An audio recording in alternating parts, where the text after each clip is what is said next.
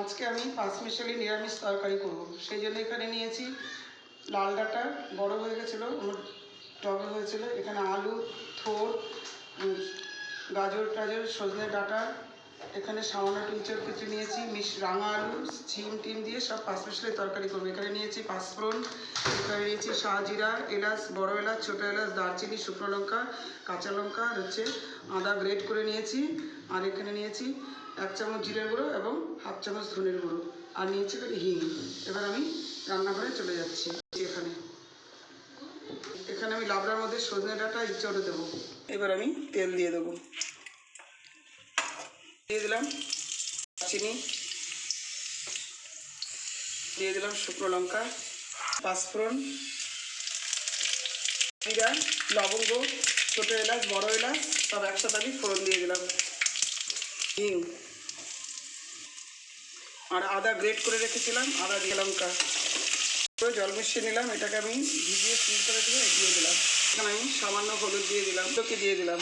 এঁচড় আমি কচি এঁচড়, তো এটা আমি সেদ্ধ করে নিয়ে নিই, এখানে একবারে সেদ্ধ হয়ে যাবে, এগুলোকে দিয়ে দিলাম। এখানে কিন্তু আমি থোড়ও দিয়েছি, কেননা পাঁচমিশালি তরকারিতে থোড় দিলে খেতে ভালো লাগে। একদম নামানোর 5 মিনিট আগে দেবো, নাহলে পড়ে যাবে। 1 চামচ লবণ দিয়ে দিলাম। নিরামিষ তরকারি তো বেশি নুন পড়া হবে, যেখানে লবণ আন্দাজ মতন দেবেন। এরপর মিষ্টি পড়বে, তো বেশি লবণ দিলে নুন পড়া হলে নিরামিষ তরকারি খেতে ভালো লাগে না। আমার কষানো হয়ে গেছে, এবার আমি একটু সামান্য জল দিয়ে দেবো। এটা এই যে খোসা ছাড়িয়ে নিয়েছি, কারণ এখন চৈত্র মাসের বেগুন তো খোসাটা থাকলে চুলকাবে, সেই জন্য কচি তো এই জন্য আমি সজনাটাকে পরে দিলাম। এবার আমি এখানে চিনি আর টমেটো, হলুদ, চিনি, টমেটো, হলুদ একসাথে আমি এটাকে একটু মাখিয়ে নেব, নিয়ে তরকারির মধ্যে দেব।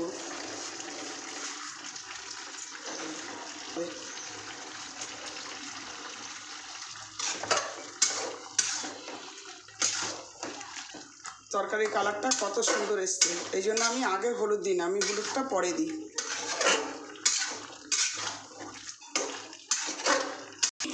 জিরে, ধনে, তেজপাতা, এলাচ, দারচিনি, লবঙ্গ সমস্ত কিছু মশলা একসাথে আমি ভেজে গুঁড়ো করে রেখেছিলাম, এই কৌটাটার মধ্যে রাখি আমি।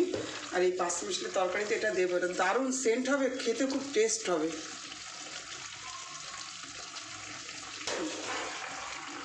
এবার আমার তরকারিটা হয়ে গেছে, আমি এখানে একটু সামান্য ঘি দেবো। এখানে একটু ঘি দিয়ে দিলাম। এই যে এটা একটা অনুষ্ঠান বাড়ির পুরো নিরামিষ লাবড়া বলতে পারেন এবং শাস্ত্রাও বলতে পারেন। এই তরকারিটা আমি যেভাবে করেছি আপনারা সেভাবে করবেন, এবং ভালো লাগলে লাইক করবেন, শেয়ার করবেন, পাশে থাকা বেল আইকনটি ক্লিক করবেন এবং আমাকে সাবস্ক্রাইব করবেন। আমি আরও ভালো ভালো রান্না দেখাবো আপনাদের।